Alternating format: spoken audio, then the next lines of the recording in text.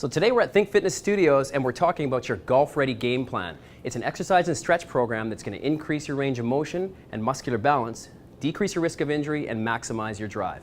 All right, so to improve your golf game, it's important to make sure your torso is flexible. So we're going to go through a two-part dynamic stretching routine for your torso. So the first one's called the scorpion. You're going to get a mat, lie face down, and your hands can be just relaxed at the side. And what you're going to do is you're going to take one leg and you're going to reach up and over as far and as high as you can. Let the hips rotate, but keep your face down and keep your upper body in that original position. And then repeat on the opposite side. So reach up and over, back and forth. So you want to do 8 reps per side. And then what you're going to do is you're going to flip over, lying on your back. So your head's neutral, your shoulders are relaxed. Now you're going to take one knee in, extend the leg, and reach across. So now you're stretching through your hips and low back a little bit more. Whereas the first one, you're stretching through your hip flexors and you were activating your low back, getting the circulation running through it. All right, this first exercise is a diagonal lunge with a twist. So we're using a med ball, which is about 5 kilos. You can go a little bit lighter than that, depending on your ability. But the importance of this exercise is we're going to work your glutes. So glute balance is very important with your golfing stance, right? And then we're also going to work your core. So it's important to do controlled movements on this. So hold the ball in front of you, posture tall, shoulders back. You're going to step out and also on a diagonal. Keep your toe pointing forward, and then you're going to slowly rotate towards that knee you stepped with, and then push off the heel to return back to the original position.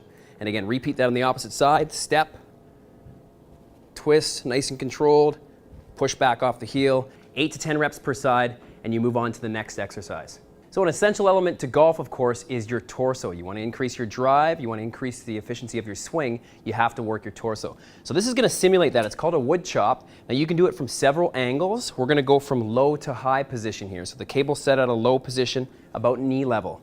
All right, so you're going to stand away from the cable, and then you're going to bend your knees slightly wider than shoulder width. You want to keep that position, engage your core, shoulders back, exhale, and twist. So there's a little bit of a finish with your hips as well. You want to go right through that range of motion. Now an important point here is you want to have that handle, your 2 hands, right in line with your sternum, your chest, the center of your chest. So again, it's from here, exhale, and twist through. So you want to go through 15 reps on one side, 15 reps on the other side. Now in terms of weight, you want to use something that's relatively challenging where you have to power through it on the way up, and then you can hold it controlled without losing your form. So for activities like golf, and many sports for that matter, it's important to have a strong low back. Your low back actually requires a lot of endurance for golf. It's very repetitive on one side, so you want to make sure things are balanced out and your low back is just as strong as your core. Okay, so what you can do here is you need a Swiss ball or an exercise ball. This is called a reverse hyperextension. So you're going to work your low back extensors. You're basically going to lie down on the ball so you have it positioned directly below your hips and lower abdominal region. You're going to put your hands on the ground directly below you with straight elbows. Splay out your fingers so you're pretty balanced, and then you're going to slightly move forward just to offset or counter your balance a little bit. From there, tighten your abs up, keep your upper body straight, and then you're going to move your legs slowly up into the air while you're contracting your low back. And back down again, full range. So come all the way up, all the way down without moving your upper body. You're going to feel the tension through your low back extensors. Complete 15 to 20 reps, and that'll do the job. So golf requires a lot of gripping over long periods of time. So we want to make sure we're training your gripping muscles and making sure you're alleviating things like golfer's elbow. All right, so if you ever had golfer's elbow, it can really put a stunt in your game. So what we're going to do here is you're going to grab a couple of weights, not too heavy by the way, so somewhere around 8 to 10 pounds, maybe 12 pounds, palms forward, and you're going to start this off. It's like a curl, but you're going to start with a wrist curl first. So your wrist comes up as far as your body will allow it. Then you go into the bicep curl, then you push straight up and keep your elbows in line with the shoulders. Again, back down, and then wrist back to neutral straight position. So 15 reps of that is going to help get the extensors and the flexors active from gripping. It's also going to get your biceps active and the anterior shoulder, which will all help alleviate possible injury and maximize your swing. All right, after your golf training program, you want to make sure that you're actually relaxing the muscles and stretching them out.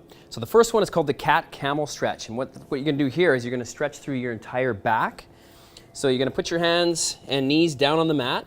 You can put your hands a little bit closer to the knees, so maybe a half a foot or so.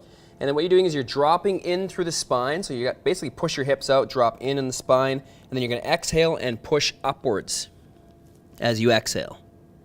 Back down again, drop in, and upwards, arching that back. So they're fairly slow and controlled, 10 to 12 reps. Just helps recirculate blood through the muscles and stretch out the muscles around your spine.